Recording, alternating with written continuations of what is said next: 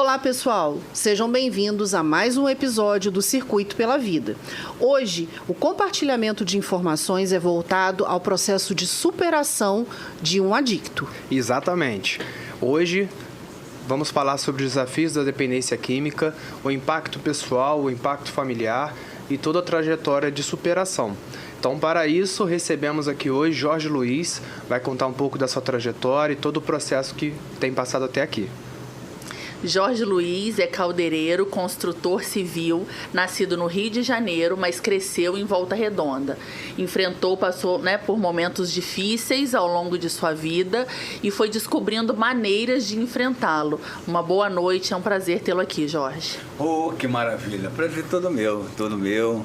É muito importante, né, conseguir tirar proveito de uma história tão difícil, tão complicada, né?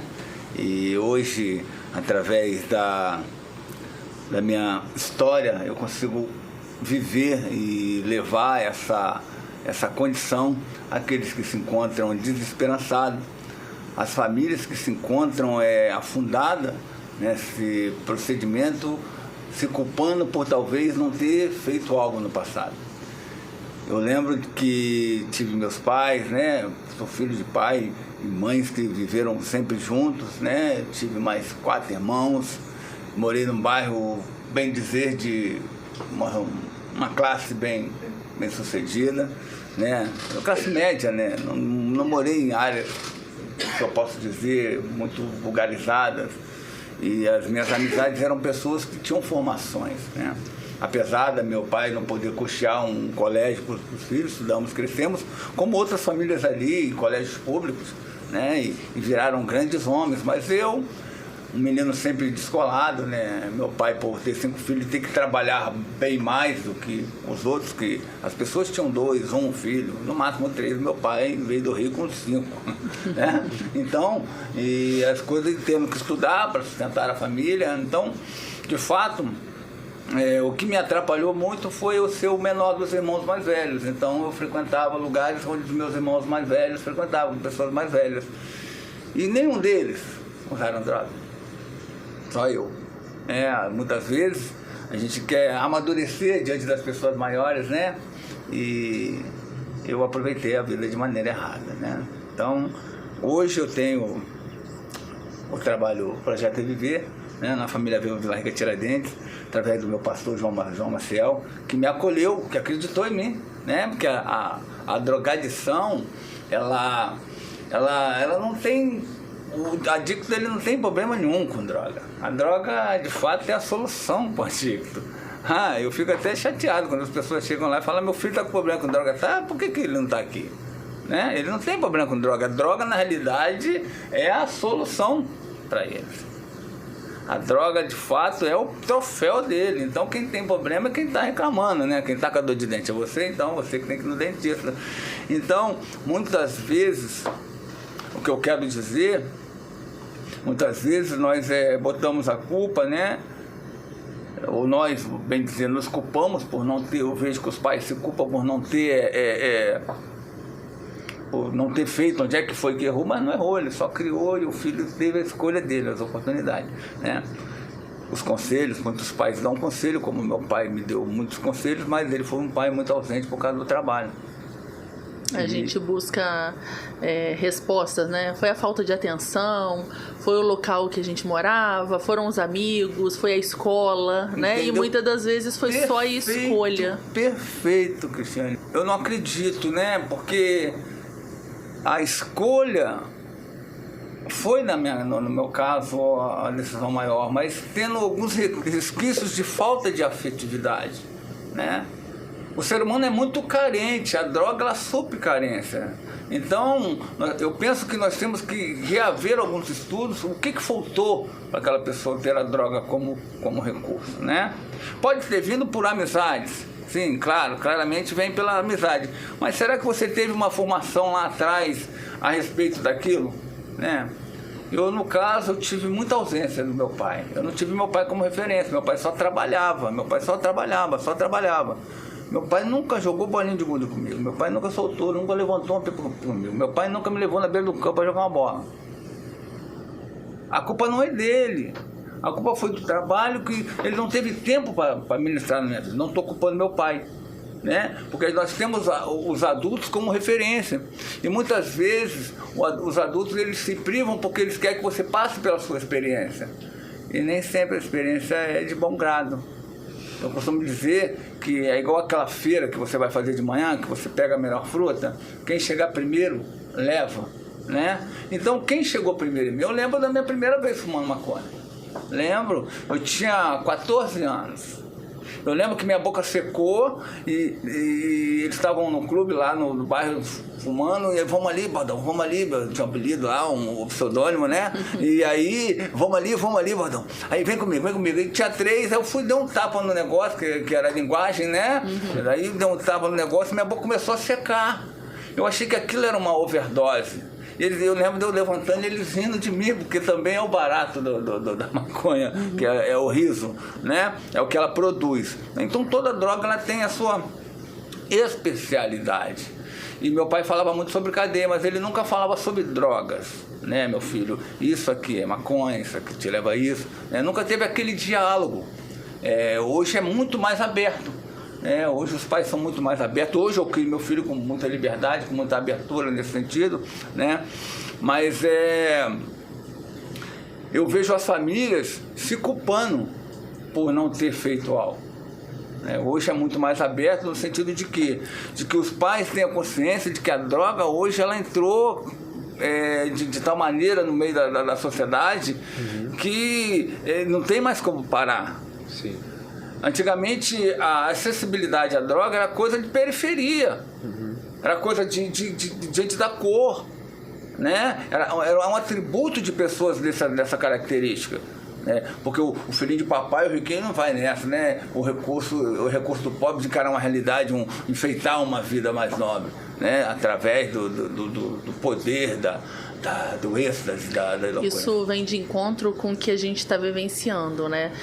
O projeto Circuito pela Vida é um projeto muito amplo. Nós vamos desde comunidades terapêuticas, nós vamos em igrejas ou, né, em espaços para familiares de adictos, em espaços onde os adictos vão para repartir suas histórias, e nós vamos também em instituições que atendem crianças. E há pouco tempo nós fomos e eu fiquei pensando como seria difícil falar a palavra droga para criança, né? Ainda comentei com a Angélica, que é a nossa psicóloga, dividi com ela, porque a gente espera a palavra da psicóloga, assim, como que a gente vai abordar, qual que é a melhor forma, porque parece assustador você falar com criança de 8 anos, olha, vocês sabem o que é droga, vocês já ouviram, vocês entendem o que é droga que é permitida e que não é permitida, né? Tentando falar numa linguagem, a gente não ia falar às vezes, né, listas e ilícitas, elas não entenderiam, e tentando. E a criança virou e falou assim, ela perguntou assim, alguém conhece aqui alguém que utiliza droga ou já viu? Nossa, tia, tem um monte. Quer dizer, elas, além delas saberem o que era, elas já têm mapeado na cabecinha delas quem são esses usuários e que tem vários em torno delas. Então isso vem de encontro com o que você fala, de muitas das vezes, novo, a gente acha que não pode conversar, os pais antigamente não conversavam sobre esse tema. A gente até hoje, você vê, eu tinha muito isso construído, que 8 anos é muito novinho. Para lidar com essa circunstância, mas que nada está formando o caráter, é uma realidade da sociedade, do mundo que vivemos hoje. Sim. As pessoas, elas se escondem com medo de não saber lidar com as pessoas, mas ela não pega informação. Ela tem coragem de entrar para dentro da faculdade, fazer 8, 10 anos de faculdade de pós-graduação, mas o mínimo para formar o caráter de um filho, elas não têm a coragem. É uma questão que é uma variável muito significativa do local onde a pessoa vive, né? Dentro das nossas atuações, nós temos encontrado muitas pessoas que são de áreas vulnerabilizadas, onde a vivência do uso das drogas é muito evidente, né? E essa foi uma questão dentro desse espaço onde nós fomos trabalhar com essas crianças, né? Então, eu acho que é uma característica muito peculiar do local, né? Existem sim as pessoas de classe mais bem-sucedida, conforme você pontuou, que de repente dentro do bairro isso não é tão evidente, que nos bairros da periferia a evidência é muito maior. Então a gente tem um olhar mais específico sobre um cuidado voltado a esses espaços. Mas, na verdade, o contexto dessa conversa, dessas falas que nós temos levado nas instituições, abrangem tanto as pessoas que são vulnerabilizadas, Perfeito. quanto as pessoas que são bem-sucedidas, que tiveram uma boa criação, uma boa estrutura familiar, mas que, como você pontuou, por uma ausência de alguma atenção específica em algum momento, ela buscou no recurso do uso das drogas para poder ter uma alternativa de supostamente estar se sentindo um pouco melhor. Mas aí, Angélica, não te cortando, por favor, olha só que interessante que você entrou. Eu trabalho com dependente químico e converso com dependente químico. Eu moro num lugar onde eu tenho acesso. As pessoas que estão em situação de rua passam sempre lá no sítio para pedir uma água, um alimento. E eu sempre faço uma entrevista com eles a respeito do que levou eles a estar naquela situação. A maioria deles são bem de situação. Porque a pessoa da comunidade, ela não sai da comunidade. A comunidade acolhe ela. Entendeu? Agora, a maioria das pessoas que estão nessa situação de rua são pessoas de caráter, de bem, de estudos, que foram excluídos dos seus próprios lares. Tinham condições. Mas, depois de começar, enquanto você tem dinheiro, enquanto você tem amigos, enquanto você está à disposição da droga e tem o recurso para lidar com ela, é tudo muito bom, tudo muito legal. Porque a maconha, ela não te deixa ir, porque a onda dela é só, pode crer, tô parado. Agora a cocaína, a maconha não te deixa ter. A cocaína, tudo que você tem, ela te tira. Que você passa no cobre. Você tem um celular, você chega lá, ele vale 500, falei, 5 mil. O celular desse bonitão, como é que chama aí? iPhone. Eu nem sei falar o nome. iPhone, tá? Aí o cara tem um iPhone, vai lá na biqueira e troca de duas rapas de 50, um negócio de 6 mil. O vício é doença, não é sem vergonhice. Sim. O cara deixa a mulher, o cara deixa a casa, o cara deixa tudo que ele tem por causa da droga. Enquanto a sociedade não encarar isso com responsabilidade, nós vamos viver num mundo hipócrita. De pessoas aí, nós brigamos por causa do cigarro, aquelas propagandas maravilhosas do Carlton, do Hollywood, o cara posando da Delta, não tinha isso? Não tinha? Marlboro. Não, Marlboro, do cavalão, chique pra caramba, todo mundo vou fumar um Marlboro depois. Caramba, que legal, né? Cortou as propagandas, mas a droga agora tá dentro de casa, tá com o motoboy. É verdade. É entregue. É que você compra pela internet. E, na verdade, eu acho que dentro dessa questão que você está pontuando, Jorge, hoje a gente percebe que as famílias mais favorecidas, elas pecam em algum momento numa atenção maior aos seus filhos que estão no processo de formação de caráter e personalidade, porque o mundo está muito voltado à tecnologia, ao acesso à informação, e isso é positivo porque há tempos atrás a gente não tinha dessa forma, mas a ausência do contato intrafamiliar está se tornando muito escasso.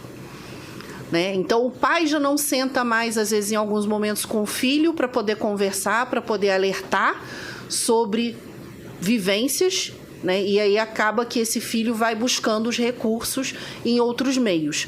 Há pouco tempo atrás eu estava acompanhando um estudo que pontua muito sobre a importância do momento das refeições dentro das famílias. Né? E que na maioria das vezes hoje, a família, ao se sentar à mesa, todos estão utilizando os seus aparelhos celulares enquanto estão consumindo os alimentos. E isso é um problema muito sério, porque hoje não é mais o momento de troca entre as pessoas diretamente, porque as atenções estão voltadas a outras coisas que não aquele momento de compartilhar aquela convivência com a família. Que muitas das vezes nem é algo importante, tá rolando ali uma rede social. Uma rede social. Exatamente. São valores, são realmente valores, né? Uma sociedade escondida. Eu gosto de falar a respeito do Evangelho, não dizendo que todo mundo venha a ser o Evangelho, porque o Evangelho ele te causa, ele te forja. Perdeu completamente o respeito pelo alimento, né? Jesus Cristo, quando ele sentava na ceia com seus discípulos, era para representar, para eles terem ali um diálogo, né? Era para se reunir. Primeiro era a união, e segundo era ter o prazer de estar junto e de agradecer a Deus por ter aquilo sobre a mesa. né? E hoje não se tem mais uma oração na hora de almoçar. Você não consegue olhar nos olhos do seu filho para perguntar para ele, e ele também não vai olhar nos seus olhos, porque ele tem o celular como referência.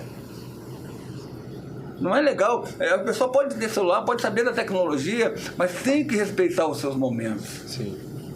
Tem que respeitar a inversão de valores, a falta de preparo, a falta de influência, né?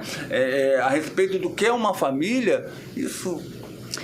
Aí entra um pouco na minha área, que a gente fala que alimentação é um ato de cultura, é um ato social. A gente tem, né? A fome é social.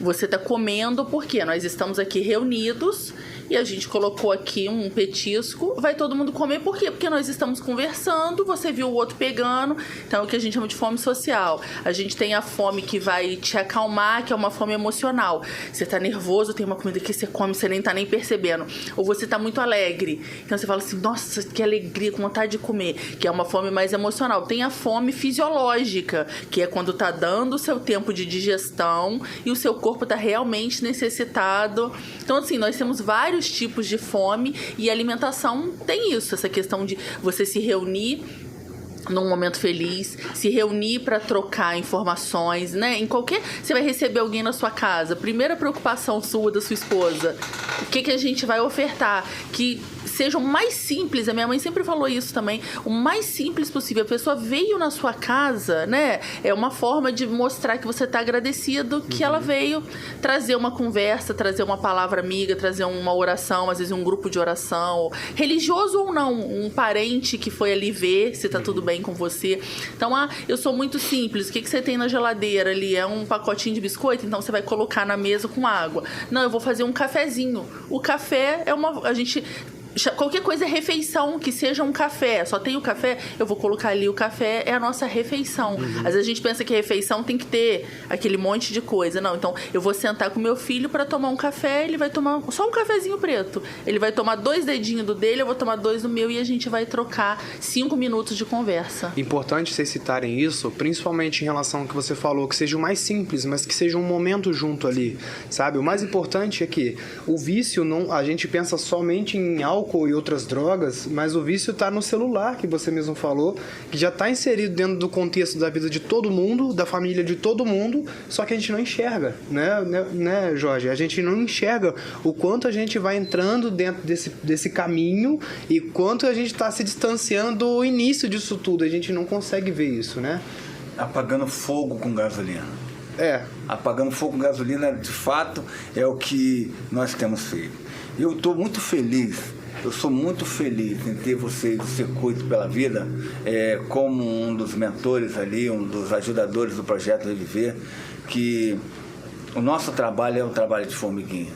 Porque, como eu já falei a respeito do caráter, da formação do caráter, que a doutora Angélica é especialista, né, nessa parte, mas nós temos a palavra de Deus que sara, cura e liberta, né?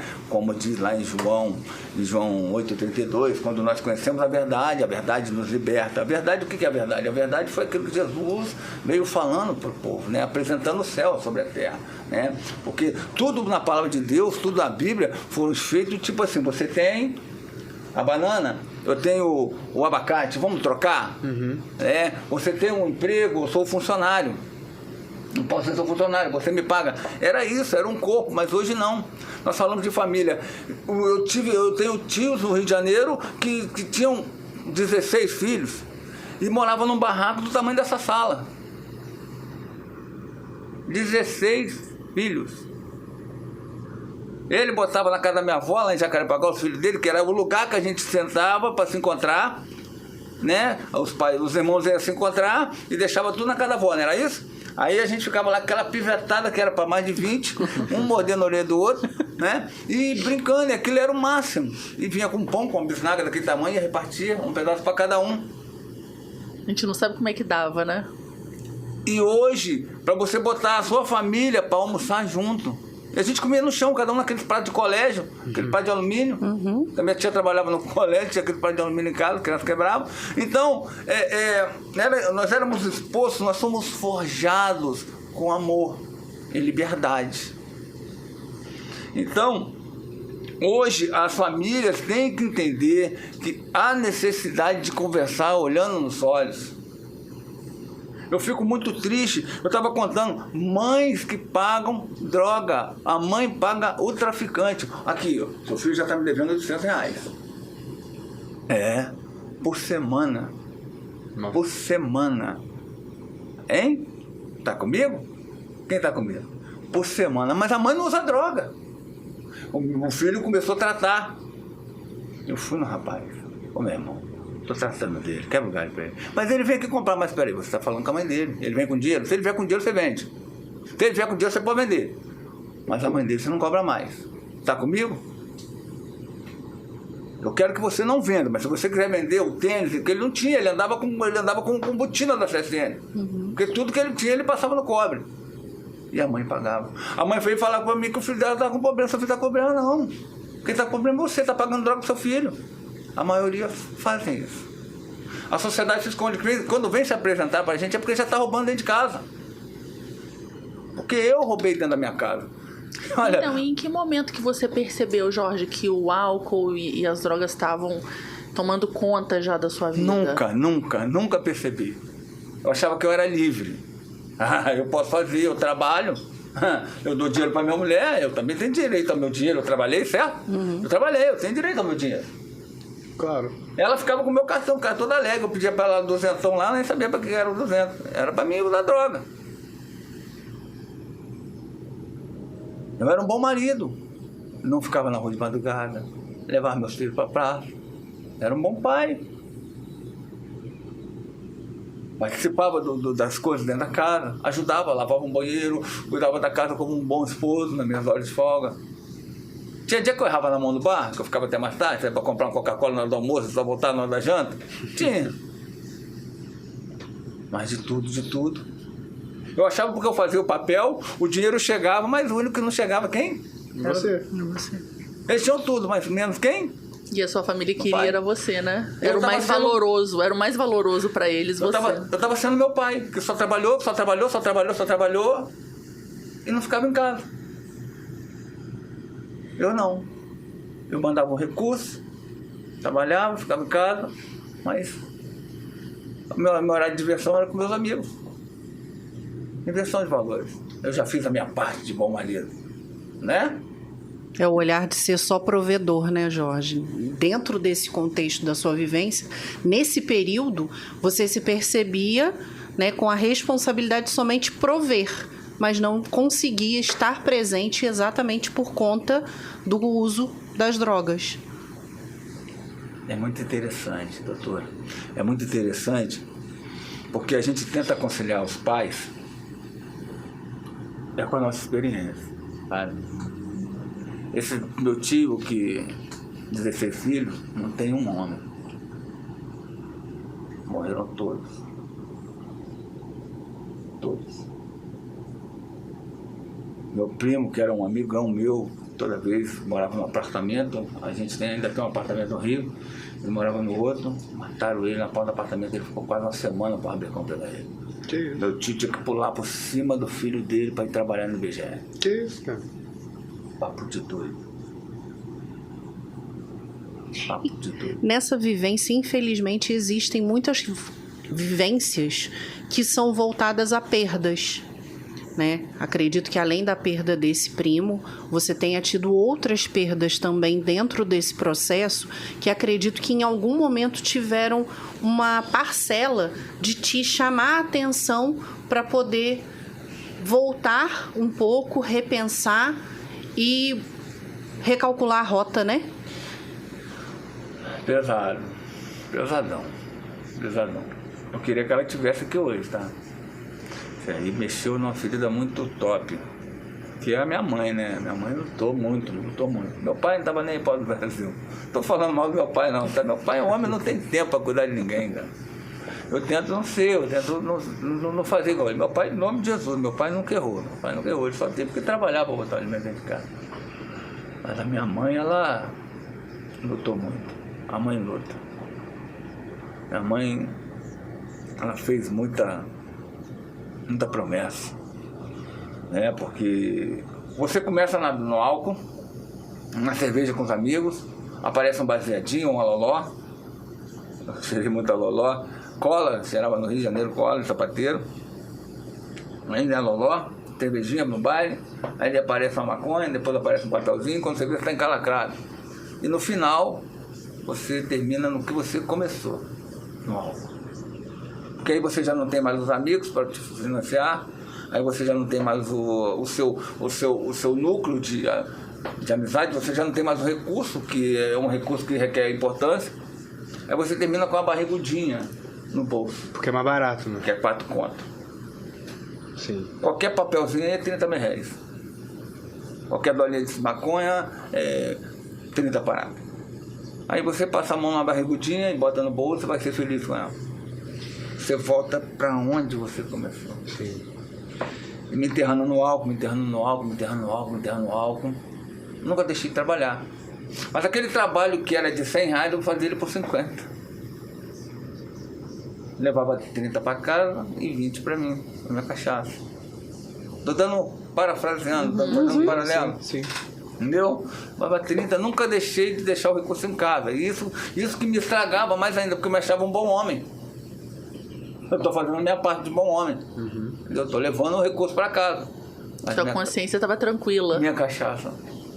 Essa depressão depois da perda da sua mãe foi um ponto muito marcante para você, claramente, aqui nessa conversa. Explica pra gente como é que foi a sua reação, como é que foi esse período, né, depois desse ponto muito marcante para você e para sua família. Porque como a gente cresce meio que... A mãe, né? Meu pai só trabalhou, então a gente tinha mãe, né? E ela lutava muito, né, cara, pra ver o filho. A mãe quer ver que o filho estude, quer que o filho seja... Ela participa mais, então ela tem uma visão melhor que o pai. E quando ela morreu, né, nós vimos que a família se desuniu. Todo aquele final de ano que a gente estava lá, ela chamava, convidava todo mundo, né? Os irmãos, cada um partiu com um lado. E ela que me apoiava. Tinha alguém que acreditava em mim, que me amava. Você tem que parar de beber, meu filho. Era ela que tinha essa coragem, sabe? E você tinha mais ou menos quantos anos nessa época? Ah, não tem muito tempo não. Não tem muito tempo não.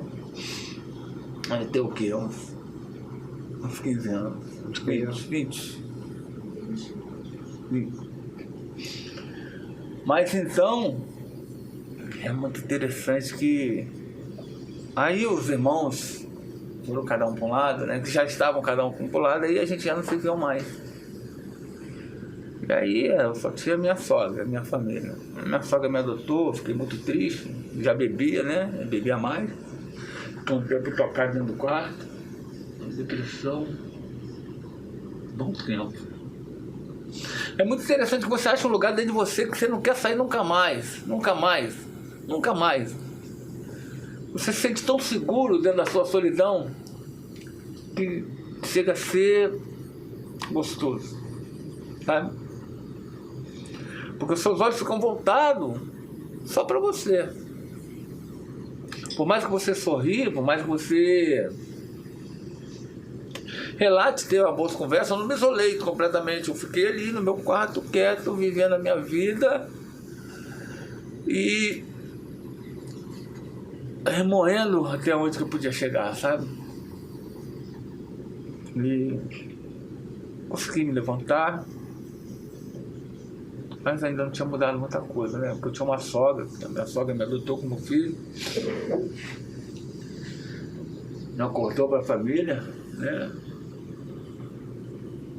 E eu levantei a cabeça e fui embora.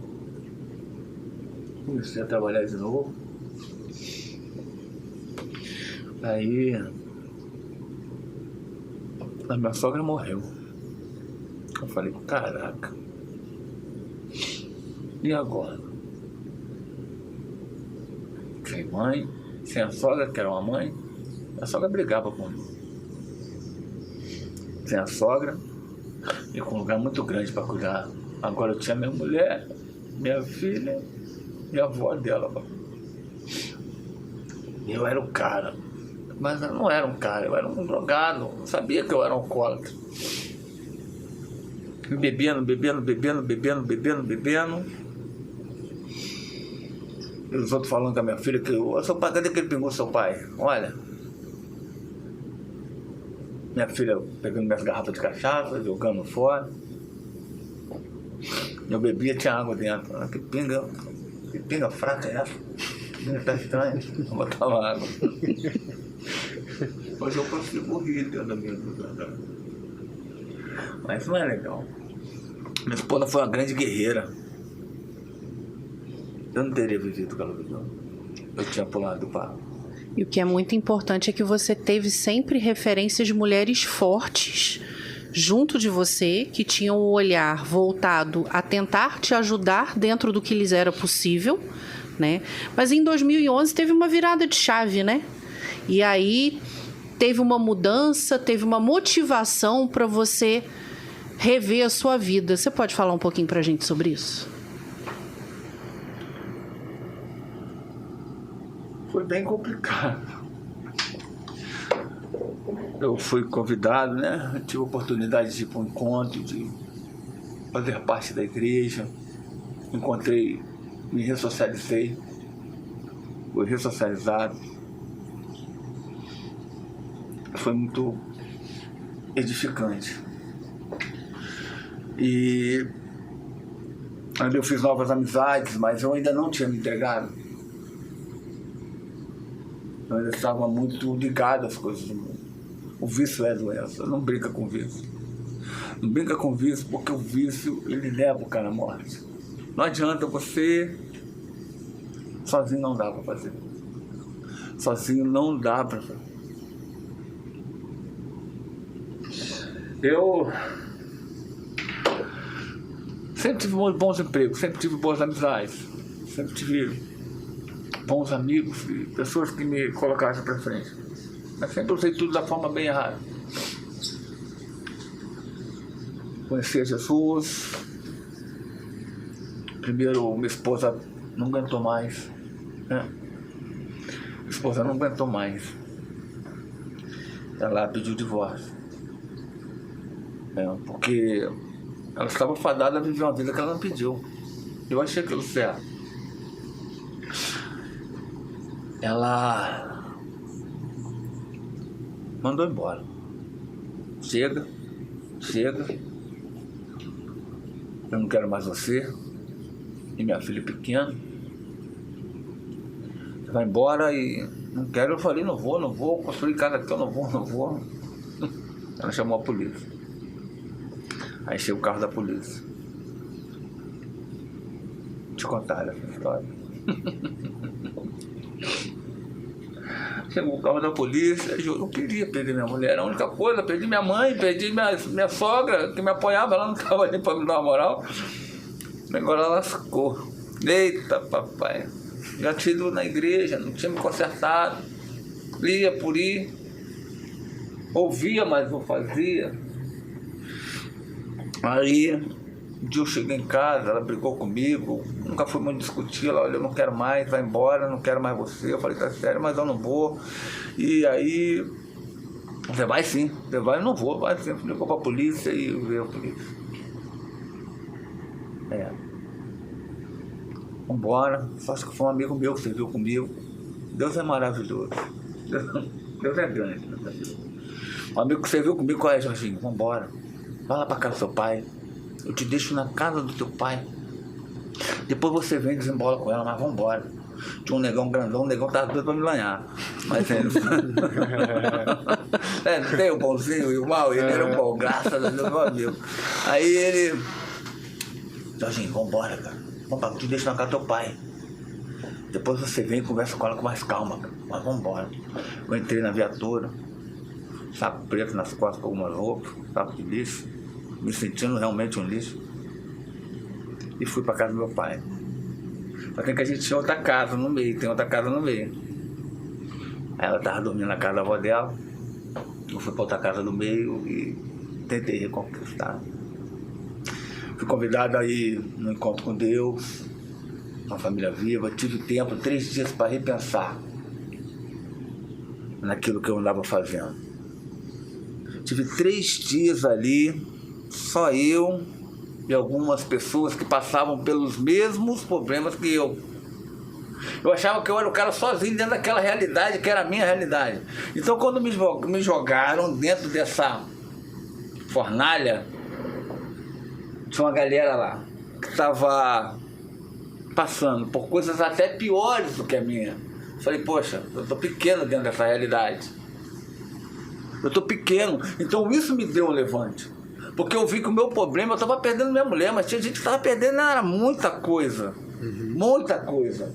Sabe? O cara perdeu o carro, o cara perdeu a mulher, o cara perdeu a empresa. Eu só estava perdendo só uma mulher, uma filha, mas não estava perdido. Porque eu sabia que eu podia conquistar, eu sabia que eu não era aquele cara. Eu ainda olhava nos olhos da minha esposa, eu via brilho nos olhos dela. Mas eu via de maneira vulgar, de maneira... esse brilho vai ficar aí sempre. Mas quando eu vi o meio ofuscado nos olhos dela, um olhar de ódio, um olhar de cara, você vai sair daqui. Eu falei, não, essa não é minha mulher.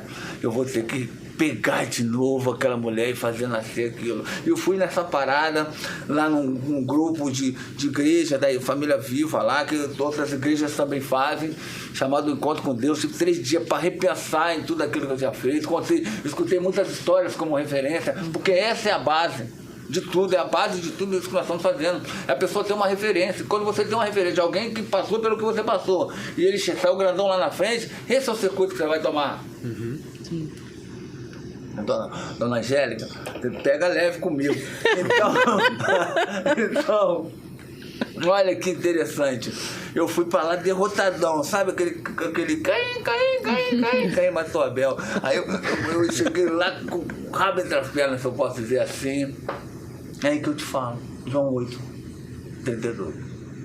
A verdade foi implantada em mim, escutando testemunho, palavra de Deus. Olha, vinde a mim, vós estáis cansados, sobrecarregados, e eu vos aliviarei. Tomai sobre vós o meu jugo, e aprendei de mim que sou manso e humilde de coração, encontrarei descanso para a sua alma. Era de mim que ele estava falando.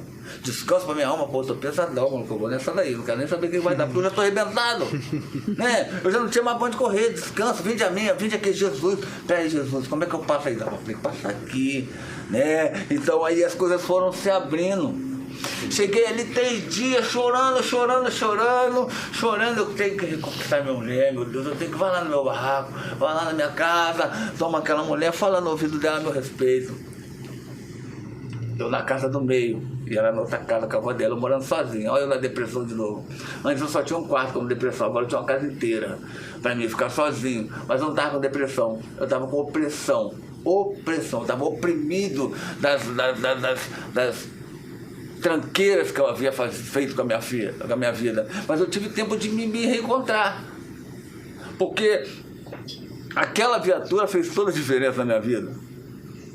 Aquele homem mau, fardado, e o bonzinho que Deus colocou para me ajudar, fez eu refletir.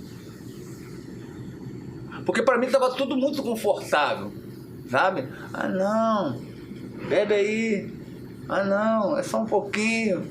Ah, não. Mas não, me tirou tudo de uma vez só. Minha filha chorando, pedindo para mim não ir. Meu Deus do céu! Meu Deus, eu falei, eu tenho que voltar, eu tenho que pegar isso de volta.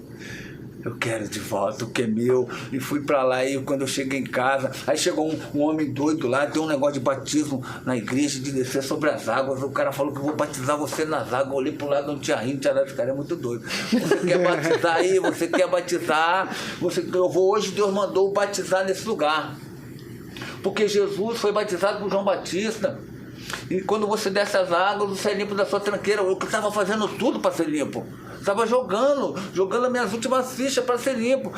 E Jesus foi lá e foi batizado por João Batista. Então, pô, se Jesus batizou, é verdade, eu quero batizar também. Mas eu não tinha visto o lago, não tinha visto a água ali. Chegou um doido lá dizendo que ia batizar, porque Deus mandou ir lá batizar. E tinha para 50 pessoas, 60, de 50 a 80 pessoas. Quem vai levantar a mão, quem quer batizar? Eu fui o primeiro. Ô, meu irmão, vou tomar esse banho aí, não sei onde que esse cara vai me jogar, não. Mas tô dentro. Aí, o cara chegou e veio com um copo d'água e jogou na minha cabeça. Eu me senti, foi o melhor banho da minha vida. Eu encarei aquilo como se eu estivesse batizando, descendo no Jordão, naquelas águas. Cheguei em casa, com um brilho no olhar, falei para minha esposa assim, olha, eu fui batizado. Ela, o quê? Aí eu joguei um certificado desse tamanho na mão dela, assim, ela começou a chorar, eu falei, opa, tô ganhando meu barraco de volta. Olha só, Deus entrou grandão na minha vida, sabe aquele olho fosco? Tava brilhando de novo. Eu falei, vou voltar para meu casinha do meio lá, vou deixar ela aqui. E vou deixar esse tal de Deus agir. Vamos ver o que esse Deus vai fazer. Aí começou a rolar um prato de comida, começou a botar mão em mim. A restituição acontece. Sim. Jorge, como é que foi nesse processo que você iniciou buscar ajuda? Como foi a ajuda da sua família nesse processo de recuperação, nesse início que você teve esse start, né, para a recuperação? Ciro, a minha esposa sempre acreditou em mim. Eu já não tinha mais família, porque minha mãe, que era meu esteio, que era minha coluna, morreu. Meu papai tinha aquele jeitão dele de lidar com a família, tem um cão, ó meu irmão, quer ver o arco-íris? Um cara chulo. Meu pai sempre foi isso.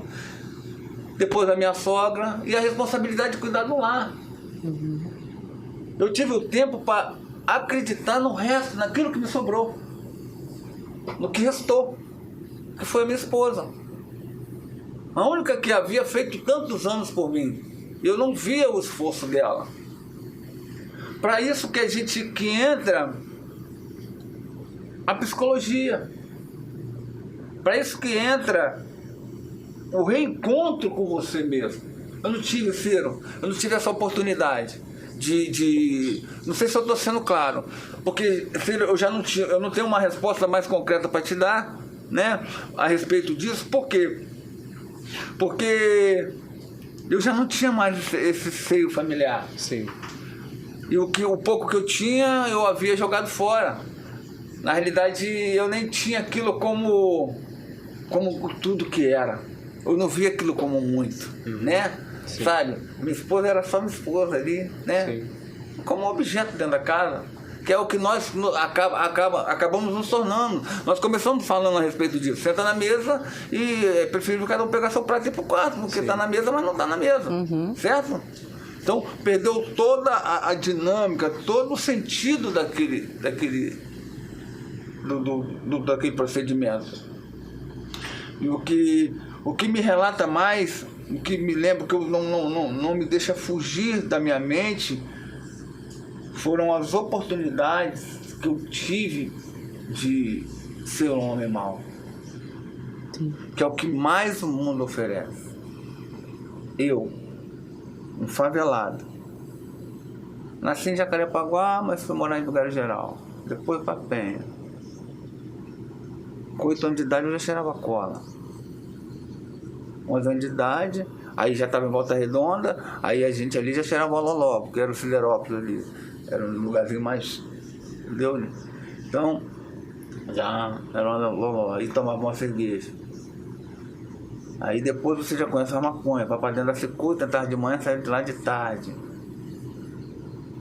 E maconha. Mas nunca mexi em nada de ninguém. Ia pro Jardim Esperança, lavava carro, cortava grama na minha rua, porque minha mãe falou comigo a respeito de trabalho. Sempre trabalhei. Mas as oportunidades que é dada a mim, é dada para todos. Naquele tempo, por favor, não escandalize o que eu vou dizer, que eu respeito muito o adicto. Eu respeito muito quem usa droga. Eu sei que isso é um problema. É uma escolha, é uma decisão. Sabe? Você tomou a sua escolha de fazer o uso daquilo. Amém? Então, respeito muito. Não tenho problema nenhum com quem usa droga. Hoje, na minha atividade. Eu tenho sim problema com quem quer parar de usar droga. Aí sim eu tenho um problema. Eu tenho que ajudá-lo. Eu não posso fechar os olhos, porque agora ele viu em mim uma referência. Ele viu em mim um esteio, um apoio, um lugar onde que ele está colocando, ainda que ele venha cair, tropeçar, ele está acreditando que tem esperança. Porque muitos lá ainda não acreditam. Então, com todo esse contextualizando, toda a minha história, toda a minha dinâmica, né? Porque ninguém vira um traficante do nada. hoje nasci traficante. Não. É uma graduação. O negócio é bem... vai entranhando em você. É como você entra numa firma de ajudante, daqui a pouco você está um soldador, daqui a pouco você está um líder de equipe, né? É um processo. Tem todo um processo, Ciro, obrigado. Está tentando achar esse cara aí, processo. Então, o que acontece? Foi todo um procedimento. Mas nós, como sociedade, nós com visão, né, com um paladar mais aguçado sobre a questão, nós temos por obrigação de não fingir que não é com a gente. A palavra de Deus fala sobre o bom samaritano, né? Diz que os caras saem da igreja, o levita, depois sai o outro da igreja e vê lá, mas quem vem um camarada de cavalo, bota o cara que caiu, que foi espancado, foi ali alvejado por salteadores, é um camarada vulnerável, bota no cavalo, bota na hospedagem, cuida dele, vai embora, o cara não precisa... Os samaritanos que nem eram bem vistos, né? Perfeitamente, homens que não eram, que eram trucos, que não era da origem dele, fazia aquele tipo de... E foi quem ajudou, né? Passou o levita, não ajudou? Justamente. Então, o que acontece? Eu no caso, convido aí essas pessoas que vão assistir esse podcast, sabe? Existe tanta legião da boa vontade, né? Nada contra eles, eu tenho muito a favor, porque não importa, cada um fazer um pouquinho, é muito bom. Mas a drogadição, o vício, é uma pessoa dentro da pessoa. Jorge, então dentro desse processo todo, quando você olha lá para trás e vê toda a sua caminhada, né? Toda a jornada que você percorreu, da vivência com o uso abusivo das drogas que você fez. E hoje, o significado que você tem dentro do projeto que está sobre a sua responsabilidade, onde você tem um olhar por pessoas que estão buscando a sua recuperação e o suporte também aos seus familiares e amigos. Eu acho que é muito importante a gente falar um pouco sobre essa sua atuação hoje na sua vida. Angélica, as pessoas... Eu amo fazer isso. A minha casa onde eu moro, ela já foi aberta para várias pessoas em situação de rua.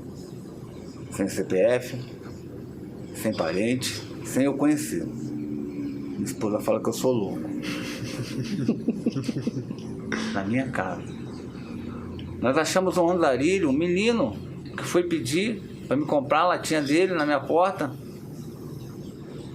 lá de Batista Alferes. Nessa minha entrevista com ele, olha como é que é Deus, Angélica. Moço, eu estava indo comprar ração pro meu cachorro, aí saindo no portão com o carro, eu e meu menino devia ter uns 7 anos. O menino chegou e falou, moço, como é que eu faço para chegar na CSN? Eu falei, rapaz, você está indo para São Paulo, está indo por Rio aqui, você tem que ir para lá. Não, que eu vou vender isso aqui, essa latinha na CSN. Eu falei, esse meu rapaz não está batendo bem, não. Vai vender essa latinha na CSN. É ferro velho, ela fabrica ferro, ela não compra ferro velho. E aí eu falei, e aí, conversando com ele, rapaz, mas aí você está levando para a CSN? Não. Onde é que você é? Ah, eu vim aí comendo chão. Eu vim comendo chão. E eu cheguei comendo chão. Não, como eu sou de Batista Alferes, ele veio a pé de Batista Alferes até aqui. Nossa. A pé. E ele não dorme, ele toma remédio. Sem remédio ele não dorme. E ele andando, ele estava com uma calça, o menino, falei, vem cá comigo, entra aqui, vamos lá embaixo. Aí eu botei ele dentro do meu carro, fui lá que eu tinha que comprar ração, que depois eu resolvi o problema dele, vem comigo. Aí eu botei ele dentro do meu carro, o menino comprou um saco de ração e voltei para casa. Aí ele começou a contar a história dele. Minha esposa achou os parentes dele lá pelo Face, um negócio lá, e foram lá buscar ele 4 horas da manhã. Ele tomou um banho, comeu, e foi a mãe e a irmã buscar ele lá em casa, 4 horas da manhã. Ficamos esperando, porque ele não dorme sem o remédio dele. Ele estava 3 dias andando. Nossa. 3 dias andando. Então, olha só. O que eu penso, doutor, a respeito desse projeto, dessa atividade espiritual, porque a gente, quando mexe com o interior da pessoa, a gente renasce, qualquer um.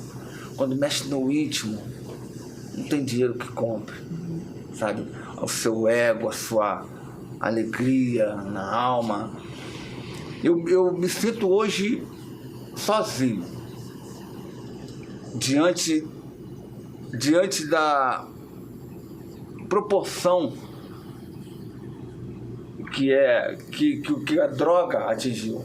Eu me sinto sozinho. Certo que eu tenho um grupo, nós temos um grupo, mas ainda dá para fazer mais. As pessoas estão desinteressadas. A família se desinteressou do adicto, não foi a família que se desinteressou. Ele que não obedeceu às ordens da casa. E toda casa tem sua regra. Quando eu cheguei aqui, tem um elevador, o rapaz me atendeu, me falou para abrir a porta. Foi aberta a porta, não abri a porta. Então tudo tem o seu segmento. Eu sou muito feliz por ter passado por tudo isso lá atrás, por ser um sobrevivente. E isso que me faz forte, porque eu sei quanto é vulnerável um adicto. O adicto não em si, mas a família do adicto. Não adianta só eu tratar do adicto se eu não tratar da família dele. Com certeza.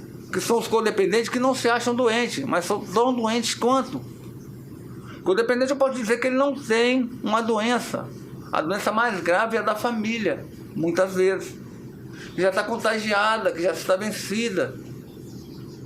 E não quer buscar ajuda por causa da vergonha, por causa do receio, o que vão dizer.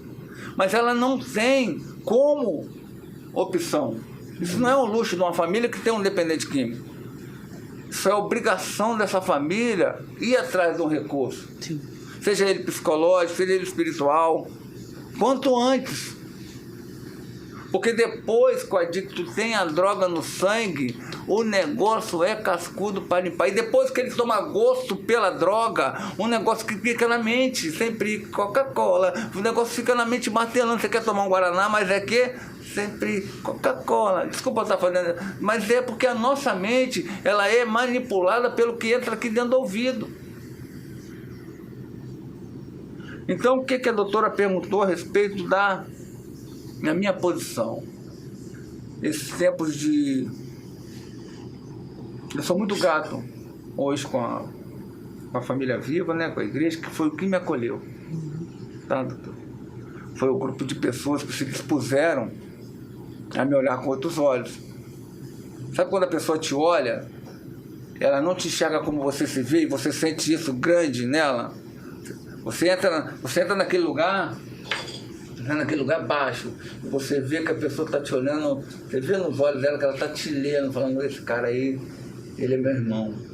E caramba, eu sou seu irmão, é isso? Eu sou seu irmão, você limpinho assim, eu sujão, né? Caramba, que legal, então eu vou entrar nisso aí. Porque aquela era a família que eu precisava. O que tem acontecido? Vamos voltar lá, as famílias sentam para almoçar, cada um acaba rapidinho, e você comeu o seu, e o outro ficou, e ninguém olhou. E não é sobre isso. É sobre se ter, se achar, se encontrar. Então, quando você chega na igreja, ou qualquer centro terapêutico, qualquer ambiente familiar, você chega ali e você se encontra, aquilo é o seu céu.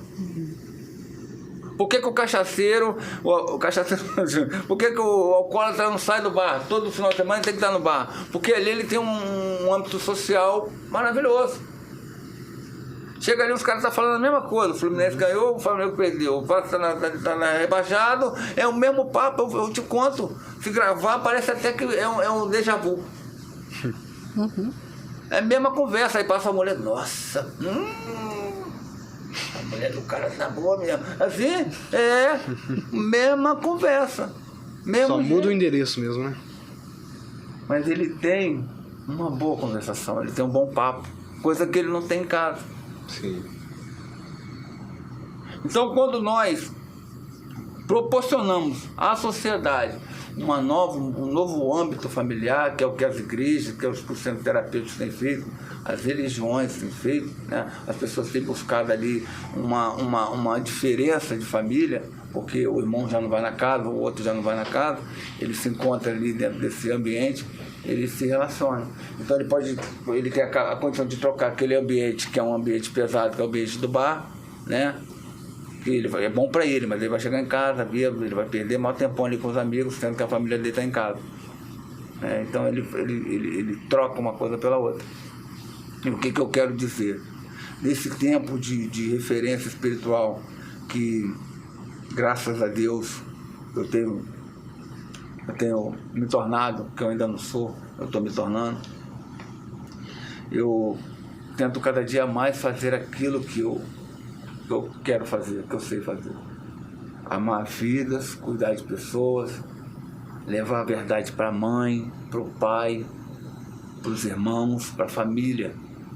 Porque você fica descredibilizado. O pai não acredita mais. A mãe não acredita mais. E o filho acredita que a droga é a vida dele. Então nós entramos no filho dizendo que a droga não domina ele, no pai dizendo que aquilo não é verdade, que ele é mais, e na mãe dizendo que a família vai ser retomado. Esse é o processo mais interessante, é restituir o lar. É como se você pegasse um carro todo amassado, estraçalhado e deixasse ele zerão, tipo o Luciano Huck lá tá velho. E aquele lá tá reestruturado, porque não adianta, a casa tá linda e a família desestruturada. Com certeza. Hein?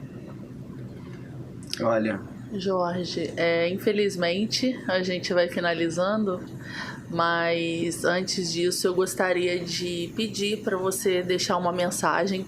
Na verdade, eu acho que durante o podcast você já deixou várias mensagens. Você se emocionou e nos emocionou.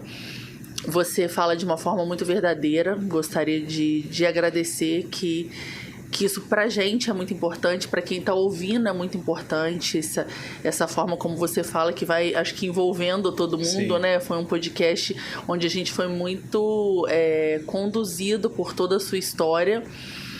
Nós tínhamos nós temos normalmente uma série de perguntas que a gente pensa, que a gente planeja para fazer, e você foi conduzindo e foi respondendo de uma forma muito natural e emocionando todo mundo. Eu espero que quem esteja ouvindo também possa se emocionar e sentir toda essa verdade e essa emoção que o Jorge passou pra gente aqui.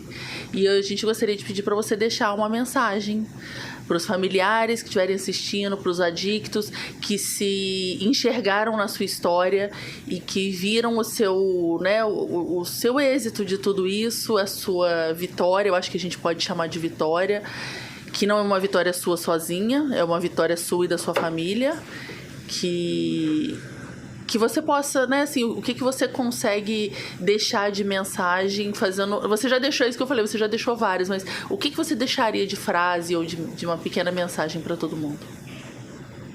Primeiramente, eu quero agradecer vocês, tá? Circuito pela Vida é uma ação muito social, né? Bem dizer que do céu. Nós somos o Projeto Reviver, a Família Viva, Vila Rica Tiradentes. Eu digo para você, pai, mãe, para você, família. Acredite, vício tem cura. Peça ajuda.